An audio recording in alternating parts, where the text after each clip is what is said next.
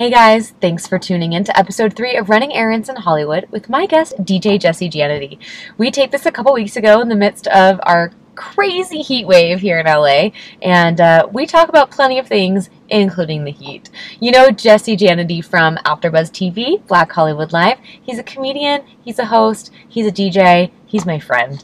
We have a great ride from the Palisades all the way to the Grove on a mission to get his computer fixed. Enjoy.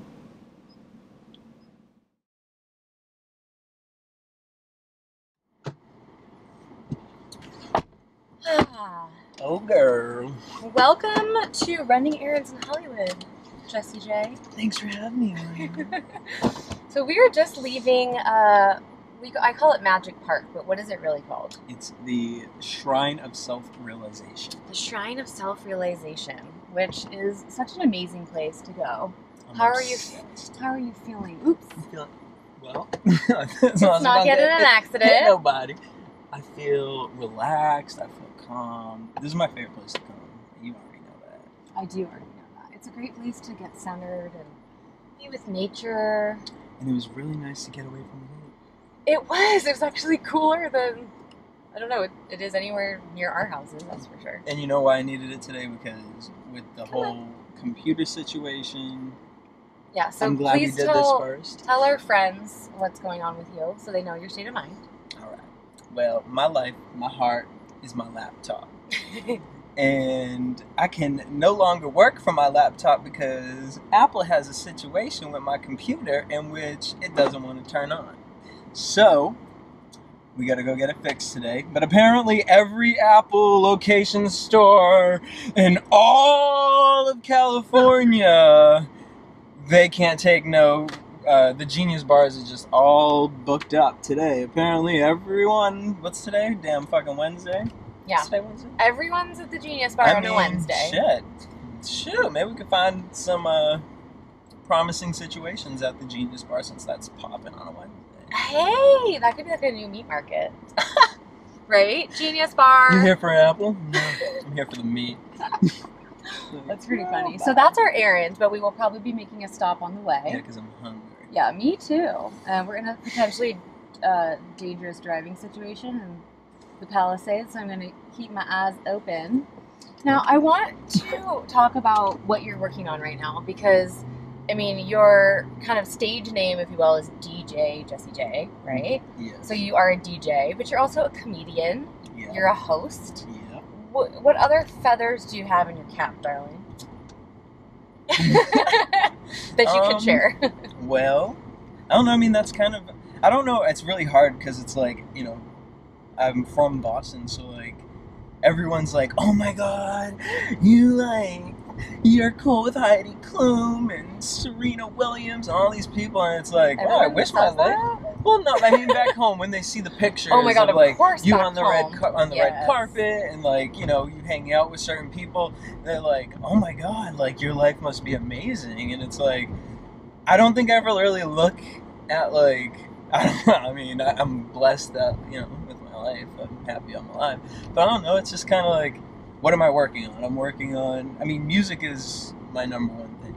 I mean, when I moved out here, I wasn't expecting to do hosting, like, it was just Kevin and Maria, you know, it was a job opportunity. At Afterbuzz, and I was just, you know, engineering, and I started hosting from the booth, and it turned into, I was doing the news every week, and then it started being like, okay, well wait, I kind of like this, like, and people like me just because I'm talking? They love me. Shit, alright, cool. So, but you came out here wanting to be a DJ. Correct. I mean, that's what I've DJed for like 10 years, and I was DJing out in New York for a while, and then also DJed in Massachusetts, and it kind of got to a point of like, okay, it's time to move on. You know, me and my best friend who I was living in New York with, you know, we were always like, all right, let's have these parties, let's throw events, we always had big ideas. She ended up moving to California with her girlfriend, and so I felt like, oh shit, well what the hell, you done left me out here, I'm not gonna move to California by myself. And so it's just like, God does everything for a reason. I'd gone through like a depression, and then that's kind of where comedy came into my life, which is interesting. that happened at that time. No, I think comedy and depression go hand in hand. It right? really does. How do you get through the hardest times in life if you can't freaking laugh at it? That's damn true. And so it's like all those things happen for a reason. So I moved out here to become a DJ, and it was just like, okay, the reality is I know nothing about the West Coast. Right. I don't really, like, yeah, my West Coast music is like Snoop Dogg and Dr. Dre. Tupac. Right, you know what I mean? Like, I needed to learn the culture, learn the lifestyle, and it took a couple of years to do that. Yeah, and I think that's something that many people underestimate when they're, like, anyone that's moving out. Oh, you have to know the layout of the land. Right, and that it takes time. Yeah. You know, you have to be patient. Well, really, and that's it. I mean, that's the craziest part. I mean, I've always known, like, timing and stuff like that. Like, you have to work in order to build. And it wasn't like I came out here thinking I'm going to be fucking DJ Tiesto or anything. You know what I mean? Like, I'm going to be, hey, little DJ Jesse at the bar on, you know, Vine in Hollywood. Come on down, guys. You know, with my little drink specials and whatnot. And then it started getting like, I started working for this company, a gifting suite company. And I started DJing these corporate events. And I'm like, well, I get paid more. And it's more consistent when I do these corporate events, except I don't get to be artistic when I do it. So it's kind of like I'm getting paid to cater to people who don't really even want to fucking hear music. So that's a weird job. It's like a background noise. That's like the artist's dilemma. You have to get paid for what you want to do. For what you want to do. In order to do really what you want to do. Exactly. And so I'm at this place where it's like, you know, my parents are always like, you know, what's going on with the DJing? What's going on with the DJing? And it's like, when I first put mixes out, it was like, you know, the internet was kind of new, and like, I put a mix out, and all of a sudden everyone, like, a bunch of people took the mix and they made these YouTube videos to it, which I thought was cool. Really? Yeah, the only thing that wasn't cool about it was I wasn't getting credit, like, hi, I fucking made the fucking mix. Can we have a moment for the ocean view? I mean, like, Jurassic Park. Wish you all can see it at home one day. We can't turn the camera? No, let's not do that. But yeah, so now I'm out here in California. I'm liking this hosting situation. It's cool. I'm getting back into comedy. I've been indulging in the world of pitching TV shows and not movies yet. You have so many projects going on. Got slapped, got burnt really bad in that world. Pitching a TV show Yeah, because I mean, it's like, I know, the only reason I knew what I was doing was because I Googled it. I was like, how the fuck do you sell a TV show? These fucking people are on fucking TV because someone thought, hey, let's put 7 people in a house and record it. I know. The fuck? Boone and Murray, right? Right, Boone and Murray. So I'm like, I can think of some crazy shit. So it got to the point of I started Googling. I was spending hours and days and weeks of trying to figure out how do I put this pitch together. My homegirl, she was working with me. And we came up with like this booklet. And I'm so proud of the booklet now because it's like, and a lot of the times we bring them to companies and they just scroll through like 20 of them like, Oh, man. But still, it's like we were talking about earlier, you know, you need to have 100 irons in the fire in order to get that one. Yeah, we were talking about, you know, making it, not just in show business, but as a freelancer, as an entrepreneur, you know, you can't take anything for granted. You have to hustle and create as many opportunities as humanly possible, knowing that your close ratio is what they call it in sales. But I mean, essentially, the amount of opportunities that are going to come to fruition are a fraction of the ones that you put into motion originally. Sure the fuck are. So, right now, what are you working on? Well, right now, when your computer is working, after we get your computer up and running, I mean, you were telling me that it's essentially crashing because you have so much material on there because of all of your different projects. Yeah, I mean, at the end of the day, it's like I have so much stuff for Black Hollywood Live that we do in the Beat, and you know, it's like I'm such a part of the team with them that, you know, I feel like, okay, I need to hold some stuff on, you know, be responsible for some things. But at the end of the day, I'm also a DJ, so the music on my computer alone, which is my own laziness because I should have already moved it onto the external hard drive and organized it. So it's my fault at the end of the day. And like that's something that, you know, with life, I'm learning this year. Right. That I will take full responsibility on everything that happens. It's no longer, even if something could be from something else, it's my responsibility because I was the one that put myself in that situation. And because I put myself in that situation, I will find a way by myself to get out of that situation. Isn't it amazing how your perspective changes once you like really take responsibility, really truly take responsibility for yourself? I think it's like when you take responsibility, and also like when you like look at yourself and you really look at who you are. Because I feel like for the longest time I like wasn't looking at who is Jesse Janedy. Like I never had to think like, who's Jesse Janedy? Now that you start doing like these hosting things and these shows and people like want to know about your life, you're like, oh, well, you want to know what the fuck I sit at home with my fucking dog on the computer. That's what I do with my life. Right. Not that exciting. Right. But cool, you want to know, like, so then I had to look at myself like, who is Jesse? Who is this person that they're all seeing? Who is this person that I am? And kind of, I think it's like, you know, I'm 28 years old and I am kind of like putting all of the pieces together to complete a puzzle. And I'm really excited because I feel like I'm close to that completion. And then once I'm there, it's all about growth. That's so exciting. That's a really exciting time. Yeah. So you recently, I don't know if it's recent, your collaboration, your musical collaboration. I started following you on SoundCloud. It's Synth Still Play? Is that what it's called? I don't have a SoundCloud. You don't? I don't. Who am I following on SoundCloud? I don't know. Oh. That's weird. But I'm not on SoundCloud. Oh, okay. Specifically because right now I'm kind of in between with my website, and as far as like any mixes that I'm putting out, I want it to be through that. Because SoundCloud is what got me into the situation of being paranoid. And I mean, it's funny. I feel like we were talking about this earlier about anxiety and not worrying and things like that. Yeah. Like with music and comedy, with stand-up, I used to get so scared to do stand-up because I would feel like someone's going to steal my material. Really? Because you hear these stories. Yeah. Like, I was, you know, I went to school with, you know, Caroline Ray. Like, she was my teacher. You know, so that, and, you know, you hear stories about other comedians who are huge and famous, and they're out there sending people to these upcoming comedians to and rip stealing off their material. Oh my god. Robin Williams. And that broke my heart as a child. You know what I mean? Like, these people were my idols. Yeah, nothing is sacred.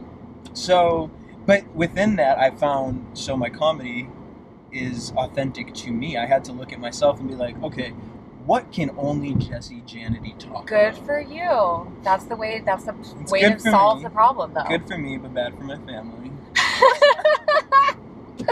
Oh my god, that's so true. But I mean, honestly, they can't get mad. It's just real life situations. It's true. And it's like... So I recently watched John Leguizamo's, have you seen it? Sure have. When he strips down to his underwear? Yeah, his most recent...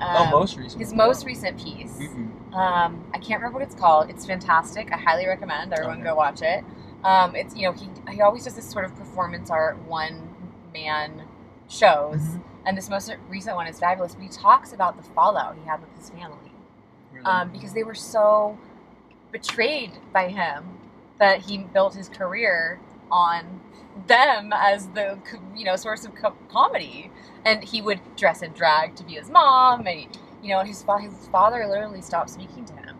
Really? Yeah, and this particular piece was about sort of his cycle of like depression and rebirth and how as much as that cycle was, I don't know, he felt like maybe it was bad and he should stop it, it was also the source for all his material and all his creativity.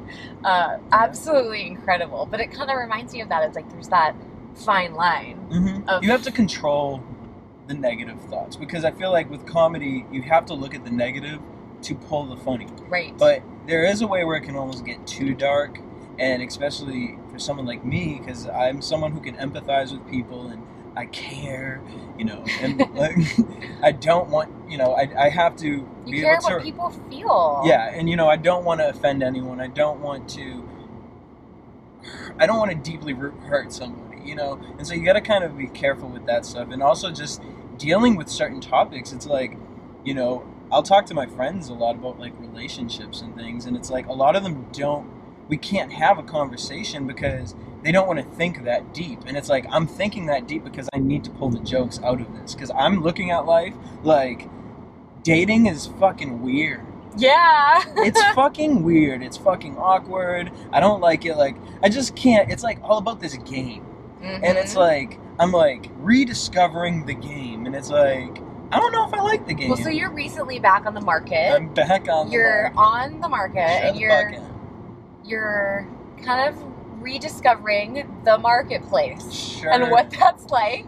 Yep. Right? And what it's like to date, what the expectations are. Yep. The norms. Like, how it's, yeah. So I am off the market, but I was off the market before the advent of, like, Grindr and Tinder and all of these apps that now everybody is on. Okay, but my thing is with these apps, like...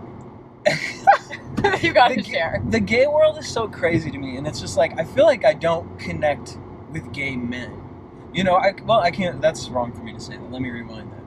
There's a certain type of gay man that I don't connect with, and it seems to be the popular one.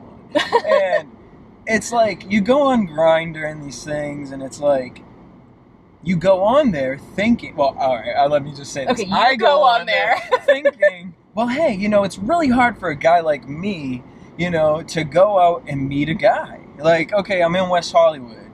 It's recycled sewage. It's like, oh my god. I know that was fucked up. But you know what I mean? Like, it's just listen, like, they've all slept together. Yeah. Most of them have slept together. If they haven't, they're lying about it. Yeah. You know what I mean? It's just like, they all know each other. It's just, I can't with that. You know, it's not just that, because even in New York, it's the same thing.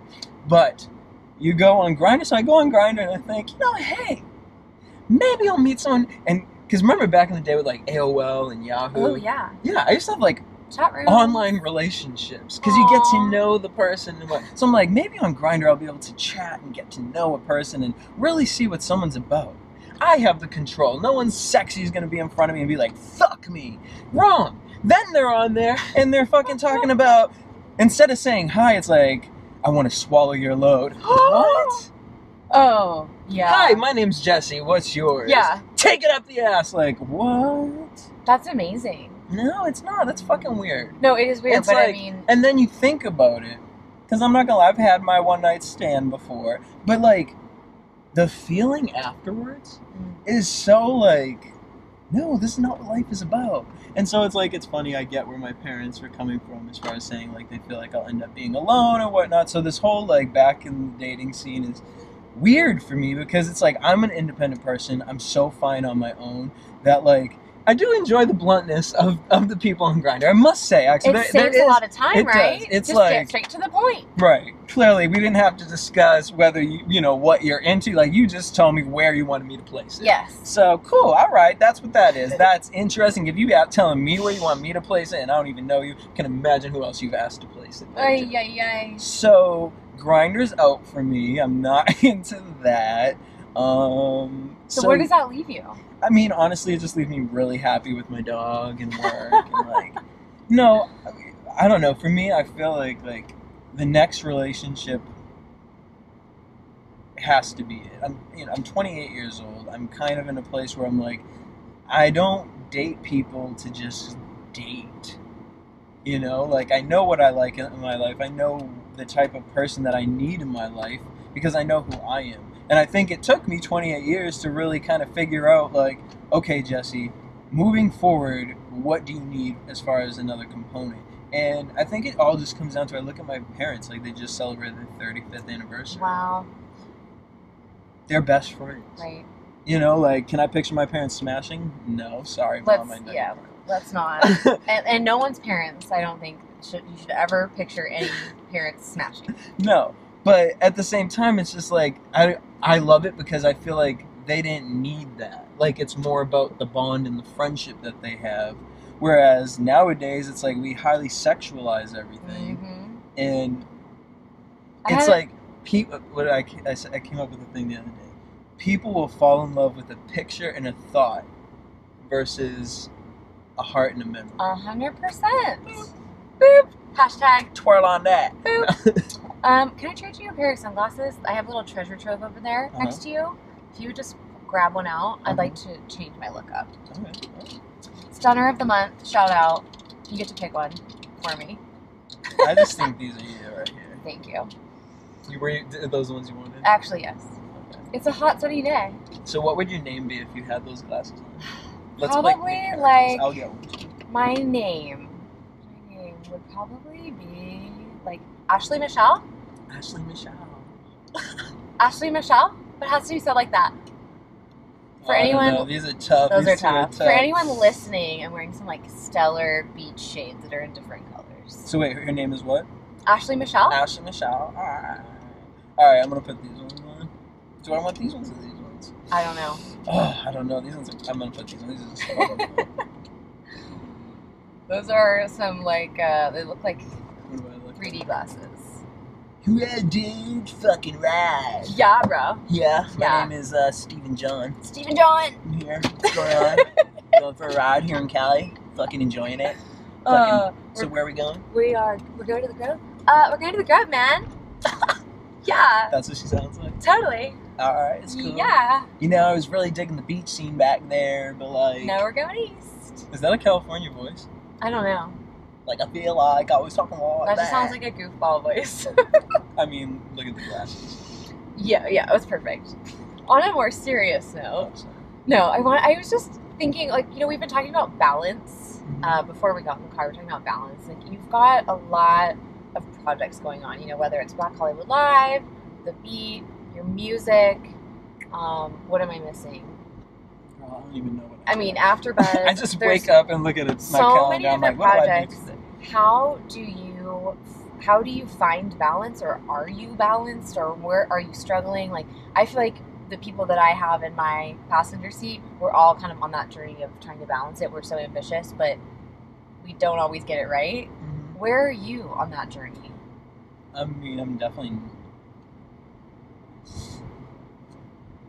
I can balance myself. I feel like I fall out of that balance sometimes because I get too caught up in my head and I'm not paying attention to balance. Okay. I think that that's something that recently I've gotten better at because I feel like I'm really into like horoscopes, especially lately. But like, as a Virgo, I feel like I understand myself better being able to read those kind of traits, you know, and kind of looking at myself and saying, okay, I do this, this, this, and this. And whether horoscopes are real or not, it gives you several topics in your life to really analyze. Okay. So with balance, okay, right now I have all these projects. I wake up like the other day, I really got up, stood in the middle of my room, I did like a Macaulay Culkin moment. I was like, ah! Like, I just needed to because it was just so frustrating. It's like, you know, I'll have like today, Wednesday. Thanks, Waze. Thanks, Waze. Wednesday, I have stuff to do. You know, unfortunately, I was just like, you know what? Fuck it. So I have these days I've been taking lately. Fuck it days. In which it's just like, I'm going to work my ass off Monday, Tuesday. But you know what? Wednesday? Fuck it. Fuck it. Fuck it. Whatever it is, I'm just going to fucking do what I want. So the shrine is one thing that I usually do because it just takes me to a clear space in my head. So that is essentially, I have a fuck it day. That is balancing. Is taking that time to actually do kind of nothing. Not nothing, but to not do everything else. Well, so now my next step is the gym. I have to get in the gym. I mean, it's a serious situation. Like, I need that me time. I think my brain is so active all the time that it's hard for me to go to the gym. Right. Because one, who the fuck wants to be like, yeah, I'm gonna fucking run today. I'm not one of those people. I'm not one of those people. I wish I could be one of those people. The gym, I love people that are like that because I wish I could be like that. But like sitting up in a sweaty ass gym, looking at other people, like that's not. It's just there's a smell that I don't like. It's like a doctor's office. Yeah. I don't like it. So then I try working out at home. That never works. Well, for you it does. It does for me. I space. found something that I love. I need to find something. I don't know. So I've been finding walking my dog helps me. It's very peaceful and calming. But I need to get in the gym, and then I feel like I'll be in a better place, balanced, mentally. And also, what's hard about it too is that it has to be something you love Yep. to do it every day. And you might not love the gym. Sure You not. might have to find something else you love. And then that's a whole process of like, well, what do I love? Do you know how many DVDs I had to buy to find out I didn't like any of them? A lot. Really? I bought a lot of workout DVDs at home until I finally came across one system that I'm obsessed with and I've stuck with every single day for, a year. Mhm. But it took a long time. It's annoying. I hate how long it takes. It does take a long time, and I think but that's also kind of the beauty in it too. Like, I get mad because I'm like, oh my god, I'm almost 30, I'm turning 30, I'm turning 30, I'm turning 30, and I'm like, why am I fucking saying that? Why am I worrying about that? Like, in 28 years, the stuff that I've accomplished, the stuff that I've experienced, because, now I meet people that it's like, Look at this mess of chocolate. that I can't with LA, and I'm so thankful you have AC. You I'm don't, so thankful. of course I have AC. What, you don't have AC? Oh, okay. I have AC. Not good Just, AC. it just okay. don't want to work right Yeah. now. All It's right. acting like that in the Mac computer. Oh, okay. System fail. So I'm very thankful you have AC because my attitude in this heat, I can't deal. This is the only thing about LA I hate. Is the Is heat. the heat. I can't. I'm from Boston. Like, I just really like the cold. It's funny because I feel like most Boston refugees are fleeing the cold. true. I like being snuggled up. You're a snuggle bunny. I'm a snuggle bunny. I like being cold and I feel like it's easier to get warm than it is to get cold. Yes, true. There's appropriate clothing and steps and measures you can take to remedy a cold situation. But when you're hot, like naked, that's it, and you still will be hot. true. Very and true. you can't be naked in most places. So. Yeah, that's also true. So I want to do a quick little jump to hashtag beauty tips from the biz, because you shared something with me earlier today about how you keep your skin so baby bottom fresh. Yeah. About your mask that you do in the morning.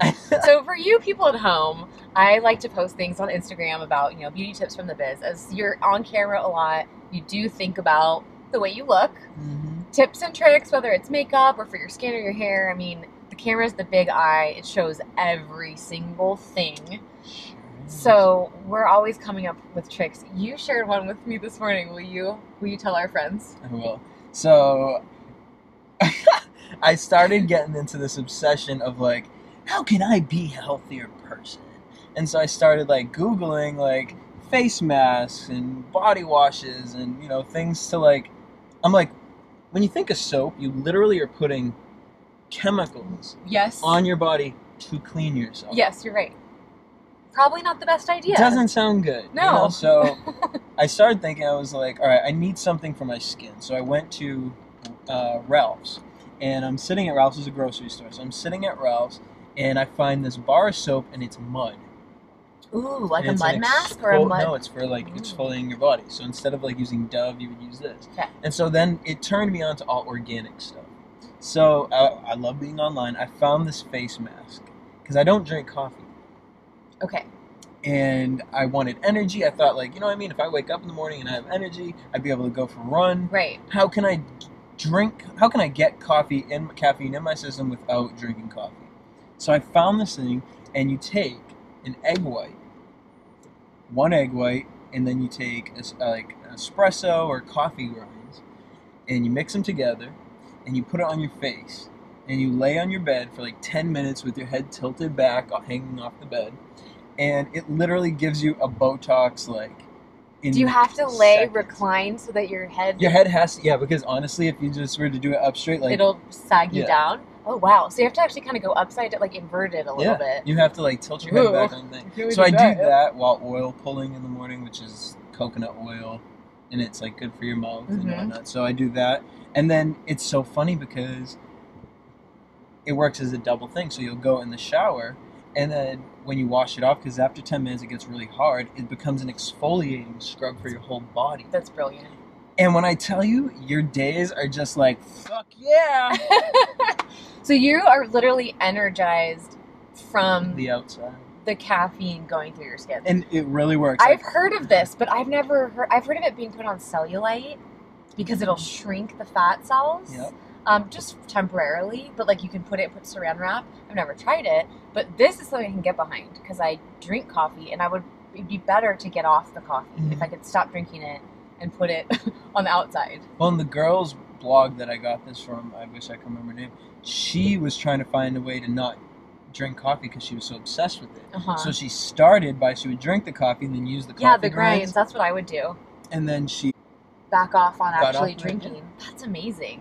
I love that. I'm gonna have to try it and take a picture and tweet it. Before and after. Yeah, and the main reason that's what it was. I was filming something for Oxygen for Bad Girls Club, and I was like, I don't want to be on camera, because in my head I'm like, oh my gosh, like I cannot be on camera looking extra 10 pounds. How can I look thinner in the face? And just FYI, all of us that are on camera go through this all the time. It plagues you. It does. Oh my god, it's so funny. It plagues you. I went to Boston, and everyone's like, well, then they're Greek too. You're so skinny. Yes. Why don't you eat something? You're so skinny. Yep. I come out here, I feel like a damn motherfucking heifer. It's crazy. It's crazy. I know. Whenever I see actors, like famous actors, I always think, God, you're so thin and wrinkled. Like they don't ever look that old on camera, but they're so thin and so wrinkled because they don't have an ounce of fat to puff up their skin, and they're just like, you know, sullen and sunken, and it's not so funny. No, yeah, it's like. So I'm hungry.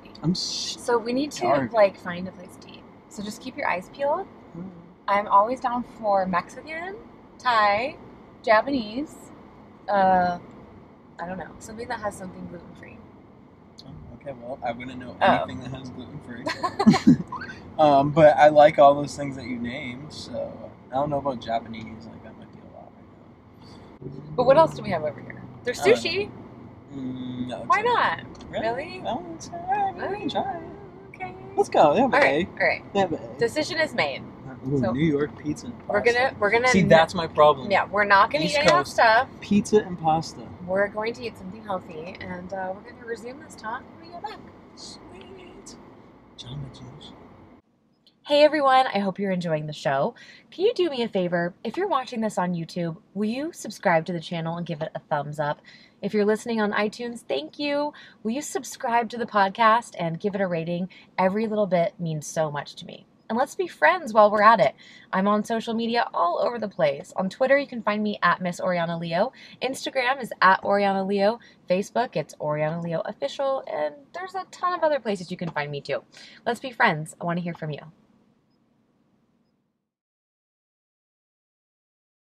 And we're back.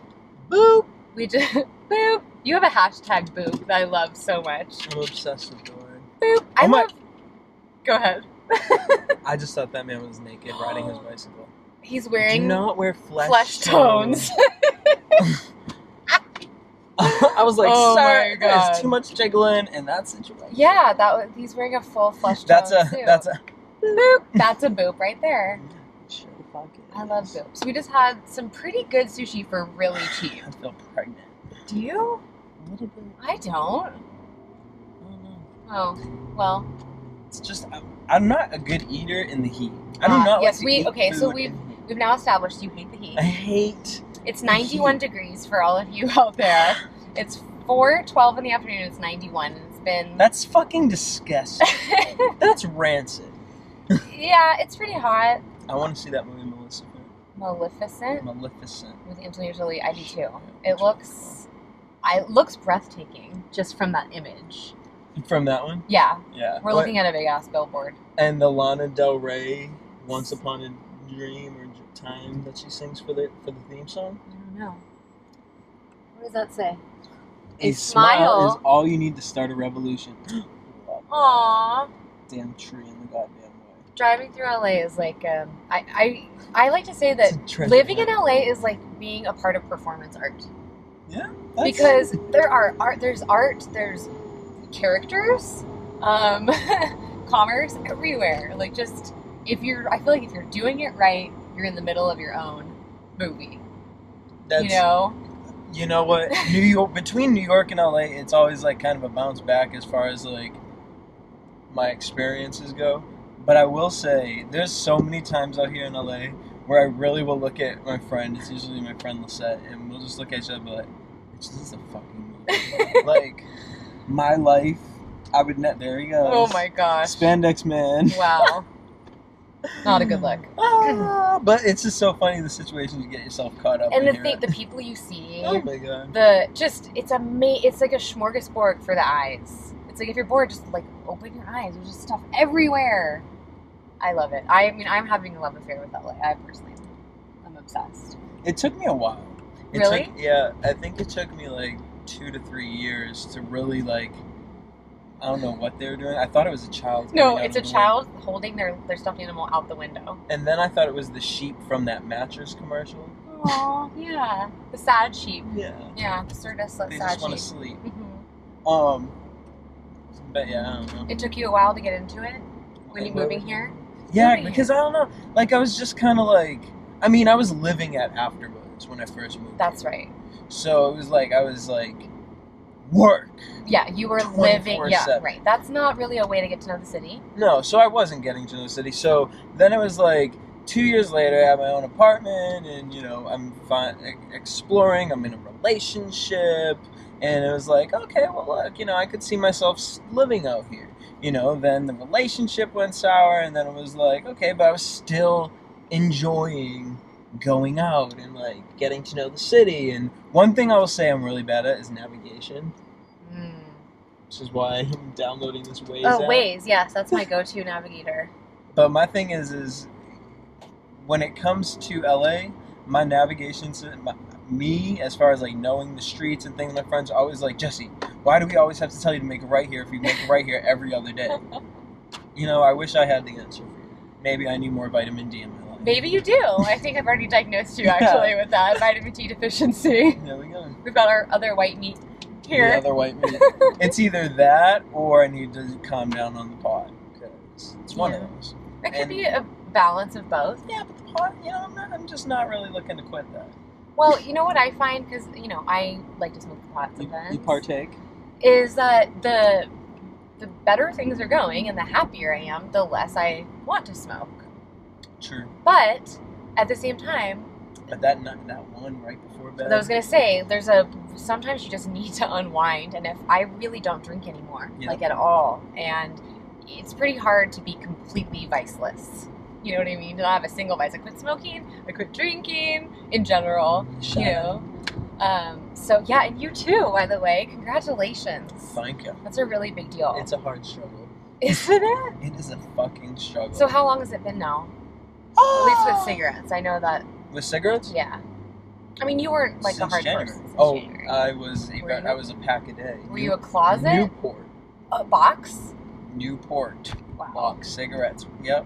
And then I started getting into the hundreds, and I was like, it became a point. It was when I was in a relationship. It was just, the relationship was just so stressful that I couldn't talk to him and be like, okay, I couldn't get him to understand certain things. So it would just be like, okay, well, I'm just going to think about those things and smoke my fucking cigarette. Right. And then go into that like spiral, like circle of anxiety. I totally know it. And it was like, it got to the point of being like, okay, wow, it really took me to actually be physically hurting myself by inhaling this cigarette smoke the way I'm doing it. Because I had quit cigarettes all complete. Like, I used to smoke for like 2 years. I quit for a whole year when I moved out here with the Afterbuzz. And then I picked it up mid-relationship. And clearly, when you connect the dots, things were you not see right. why you're doing certain things. And so it was kind of like the relationship was done, but I was still with the person, like, as far as living-wise. And so that got sticky and... Lots of things to be stressed out about. Yeah, so the cigarette was just that vice. That but, crutch. You know, it's been since January, so what's that? January, February, March, April, May. 5 months. We almost on 6 months. Good for you. So, you know, I've been tempted. I have been tempted, yes, and I've even partook. Okay. But as far as purchasing and letting it come back into my life as a vice, no. Yeah, I've become a complete Nazi. Like, I used to have one here and there, and now I'm like, I won't even, no. Now, an e-cig, I don't count, because I'll have a couple puffs off an e-cig. I don't have a real, nicotine doesn't have as much of an effect on me. It's the whole shebang of the cigarette. Like, all the chemicals in there, it's not nicotine, it's like everything in there that's so addictive and so powerful. I can chew Nicorette. I love Nicorette. But I mean, just a couple chomps on it, and I'm like, wee! I don't want to do that every day. Wait, really? Yeah. Nicorette? Oh my god, that's how I quit. Really? Yeah. You know how I quit? How? It's funny you said Nicorette. Why? Because I'm searching in your backpack for something. I have an obsession What do you have? with Bubblicious watermelon. Do you know that was my favorite gum growing up? It makes elementary the school. best bubbles. Yes, and it smells the best. So I only have one, but what we're gonna Are we gonna share it? do? I have this thing. It's called a love bite. So when you only have one thing of something, you have to take that one thing and you split it in half and you share it because. Okay, well, who takes the bite? Well, no, you go like this. Oh, I thought someone was gonna bite it. Aw, I got my piece. And so it's a love bite because when you have the last of something, you have to show that I care so much about you that I would be willing to give you some of that. You. Aww. He has those glasses. Really? Stunner of the month! Why did that man turn I don't know. That's I don't know, hilarious. So, speaking of smoking and kind of being in the public eye, we were talking earlier about being a role model. Mm-hmm. I know that was a big motivating factor for me in quitting smoking, is that I kind of pride myself on being a role model. I pride myself on, making good decisions and the path I've taken in my life, etc., etc. I like it when younger people look up to me. I like being able to give them advice and show them, and it was kind of going against my values of smoking because I didn't want anyone else to do it, but I was doing it, and that caused me a lot of grief. Did that ever come across to you, or do you even feel responsible, like you should be a role model, or that you are, or that you could be one? That's weird because the answer is no. I never looked at myself as a role model because I was always trying to figure shit out myself.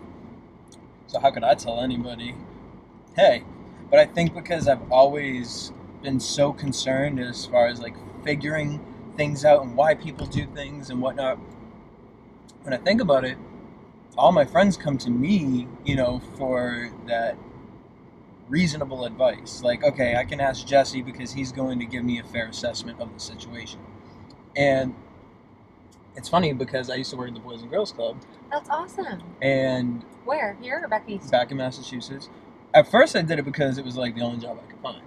And within that I started seeing these kids like, I'm a 7-year-old boy ate a 13-year-old girl's vagina. Oh my god. Like, I'm just like, at 7 years old, I was playing with Godzilla toys and eating mud, and you're eating pussy. Oh my god. So that really hit me. And just the language that the kids would have. And what I learned with it was, the kids respected me because I wasn't, don't swear in front of me, don't do this, don't do this, don't do that. It was, look, you guys, I know you're fucking 12. If you're gonna say fuck, like, all right, fine, but don't do it in front of the other people. Right.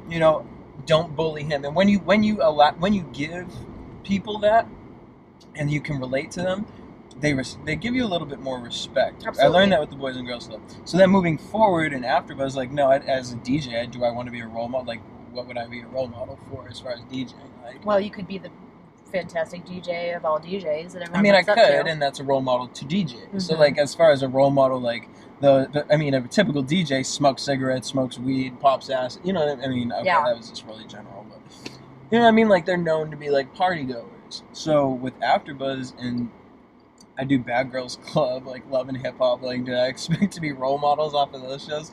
No, but I started noticing the type of people who were responding to me and being like, catching little things because of my mentality of when I watch Bad Girls Club and I see these hot messes on TV and I share my story, people can relate to that. So then that became important to me because growing up gay, like, I would just lock myself in my bedroom and blast music and not talk to anybody because I couldn't tell my parents because they weren't going to understand. I couldn't tell my friends because all my friends are females and they really wouldn't say it. Or there are a couple of them that I knew were attracted to me, and if I told them I was gay, right. that's going to be a problem. Sure. And then it turned into, I don't know if I could really tell you, because then would you run around and tell somebody else? Right. So it would just be like, I didn't know who to tell, so I would just close my door and just be in my bedroom and create my world. And I went through this really deep depression I didn't realize it was depression until college. I got jumped in New York, and I was left on the train tracks. And I woke up on the train tracks, and that day changed my life forever, because it just really kicked me into gear and was like, I don't give a fuck about what anyone says anymore. Like, all these people, I haven't been able to live my life who I am, because I'm scared my mom's gonna do this. Right. I'm scared the family's gonna treat my parents like this. I'm scared. I'm so scared. I'm living my life scared. You can't live, and then what if you were to die? Right, and so I was like, I'm not a bad person. Right. I'm not having orgies. Right. I'm not out there like, I don't know what my mom thinks. Like, if my life is not Queer as Folk, Right. HBO. Like, it is not that. My life has never been that. I'm not that kind of a person. Like, and I had to remind myself, like we talked about earlier, who is Jessie Janedy? Right. And I never had, you know, my parents are amazing, and they taught me my morals, which I'm thankful for, because that's who I am today. And I'm thankful for it because in the gay world, if I didn't have my parents, I don't know who I would have been or become, and what I would have gotten caught up in. And I see these kids get caught up in this lifestyle, and it's just like... Why do you think being promiscuous is so commonplace in the gay culture? I think it's common just in culture. life. Well, I completely But agree. I think it's so looked upon in the gay community because of religion. You have Sodom and Gomorrah. That's automatically brought to homophobia. No, there were straight people having orgies there too. Yep. Like, there was a little dick in the ass moment, you know what I mean? I'm sure, but there was some dick and pussy, you know what I mean? Negative to positive, the Energizer Bunny going on. So, like, I think it's a little bit of that. I think it's, but I mean, honestly, you go on these websites, Grindr, Atom for Atom. You go on these sites and it's like, they're talking about P&P. What is P&P? Like, I thought that was like PlayStation. Honestly, like, I really didn't know what that was. It's party and play. Ah. Oh, okay. Well, party and play to me would be like, what, we're going to go Have to a party a and hang out. club No, and, that like, means do drugs and have sex, right? that's exactly what it means. So it's like, okay, we're creating this world where we judge everybody sexually. You're a bear. You're a twink. You're a, I don't really know, a stud. You're a dyke. Like, You're fill in the blank. right. Like, this isn't Mad Libs. You know what I mean? Like, this is my life. Yeah. So, I'm not any of those things. Or the other one, you get, are you a top verse or you bottom? Because if I'm a top and you're a top, well, then we can't work out. Well, then you're in the wrong fucking company. Right. You know what I mean? Like, a relationship is 50-50. Mm-hmm. So, there comes a point where it's like, if you're going to judge if you can like me or not based on my sexual preference. Which, by the way, I thought that was kind of private. I mean, I know for everyone else in the world, they don't just announce to everyone, this is what I do in the bedroom. You don't walk around talking about, I like it rough, people. I take it anal. Yeah. It's just, that just seems weird. Then my thing is like, and here you guys are complaining, why does the world not accept it? I'm like, close the fucking sites down. Yeah, yeah. Don't have that option on there. Close the curtains, like have a little privacy. I'm sorry, but Tinder does not well, I don't know actually. Does Tinder have an option where you can show how big your dick is? I don't think that they do. Like, if I'm getting to know somebody, like, don't say this is a dating site and then you're a can. That man really. Oh my god! Wow, he's a fast biker. He's a very fast bicyclist. Wow. My thing is don't have those options because you're setting our people up for failure. Right. Well, because now we're such a sexually, infused culture. Well, and I think because straight people are just as sexed up, and there's just as much promiscuity going on, but it's not.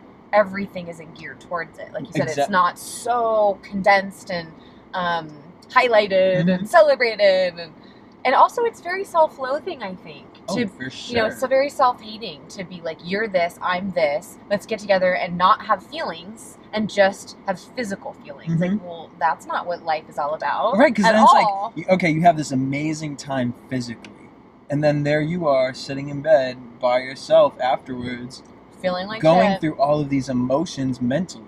Like, you want to go through the emotions with somebody. Mm-hmm. You want to go through the feeling with somebody. And so for the role model part of that, I see that, and I see people hitting me up, and they're like, I don't know what I must give off something, because I'm like, they're like, you know, I have so much respect for you, and yada yada. Can you give me advice? And a lot of it to me is like common sense, which I mean, at the same time, I do. But you didn't have someone. I didn't have someone to talk to, and that's what I want to be. I want to be able, you know what? And it got embarrassing for a while, because I was like, okay, well, wait. I don't know if I want to put myself out there like that. Like, right. I don't want to talk about my deep personal issues. But then I started thinking, I'm like, about life. I have nothing to hide. I really don't. I feel like I'm a normal person. I'm very crazy, but I don't have anything to hide. And if that's gonna help, you know, some kids feel more confident about themselves, sure. If I can sign me up, I'll do it. I think that's great. And I totally agree with you too, that I think we take for granted sometimes having someone to talk to. Mm-hmm. And I definitely had resources, I had love, I had all those things. I think that we all go through some time in our life where we feel terribly alone. Yep. I think that's very normal. I think that's a human experience. And that there are people that I can tell you right now I look up to in the media that I'm so, I don't know, I'm proud. Like, they're role models, right? I look at them. I look at a lot of, like, women that are successful in media, whether it's, like, Katie Couric or, like, Diane Sawyer, or being a journalist, or anyone else that might have overcome obstacles and just are doing it. They're killing it, you know? Like, I look at them as role models. I don't think they're perfect, but they've inspired me to live a life that I really want to be able to share the struggles and share the learning and be able to share and go, you know, it doesn't have to be that hard for you. Like, I figured something out. Why don't I share it, you know? I love that. But I don't know what it would be like to be under a certain level of scrutiny and have, like, every single thing you do be compared to, like, well, aren't you a role model? Yeah, well, and so that's where I get caught up in it, because I'm like, I definitely don't want that. I don't want people watching my life. Like, my life would probably be pretty boring to watch, but I don't want to feel responsible. Right. Like, which is why you have to come to yourself and you have to say, okay, well, I feel like I've become this role model because I've just accepted who I am and I've just owned it. I say fuck a lot. Yes. I just do. But when you meet me, you know that off the bat, because it's just, I don't know, I feel like I give a good enough fair balance to where, what is that? There's a bumper sticker on that Jeep right I'd there. rather be eating pussy. I've never seen that before. I feel like because it's a Jeep, it's probably lesbians. Probably. And, I bet you. Yep, did you see the cat on the head? Oh, right. That's great. That's the pussy mobile. That's the pussy mobile. I'm like, you have this big, nice building here, and why does Bed Bath & Beyond only the D looks nice? That's a great question. LA, step it up. But I mean, I agree with you. It's like there's that. I think it's important to have a sense of responsibility, but I feel like I have a sense of duty. Like, I really want to inspire people. Mm-hmm. I don't know where that comes from, but it's there, and I really want to, like, be a leader. I think that's part of it, is I have that leadership quality and feeling and sense of duty, but I do think that, like, there's a line in which you can't cross it. Like, I'm not responsible for what other people are doing. Right. Like, they watch the show and then go jump off a bridge does not make... Sorry. No, there's no correlation there, sorry. Unless it's really terrible show. That's a possibility. No, still not. I just feel like a lot of people put so much pressure on other people, which puts pressures on them, which causes, all we're doing in life is pointing the finger at everybody else instead of just pointing it at ourselves and being like, okay, you know what? I need to own up to this. Right. And there will come a point where I'm sure, you know, some 12-year-old's mom is going to be like, I don't want my kid watching you on YouTube. Well, then, bitch, shut it off. No shade, no tea. Just then turn me off. Like, this is what I'm doing. This is what I've been doing. And I feel like I have a good balance also in the sense of, I don't do it for everything. Like, it's for Bad Girls Club or, you know, Love and Hip Hop. Like, or my music show. You know what I mean? Like those things are just you know what you're getting when you watch it. Yeah, so, you're yourself. But I want to hear more about your music show. This is The Beat. This is The Beat. I don't really know that much about it. Can you give me like the quick elevator? So it doesn't have to be quick. Afterbuzz TV, owned by Maria Menounos, Kevin Undergaro, they wanted to. Well, Daryl Christian went to them and had seen this thing, Black Hollywood Live. Right. It was actually called Black Hollywood Weekly. And he was like, what is that? What's that show you guys used to have? And how come we're not doing it anymore? Black Hollywood Weekly was, we were doing Afterbuzz, and these 4 girls came in, and they called themselves the Sistars. And I loved them, but they were doing Modern Family. So they were doing an after show for Modern Family. But really, they were just talking about they were relating the show to their lives. Okay. And it just wasn't fair to our Afterbuzz audience. Right. So I was like, oh shit, let's create a show off of them. So we created Black Hollywood Weekly, in which you helped create that show. it was a show at first, yeah. So we created the show, okay, and then now we've turned it into what is a network. Yeah, Black Hollywood Live is the sister network to Afterbuzz TV, and they're huge and blowing up.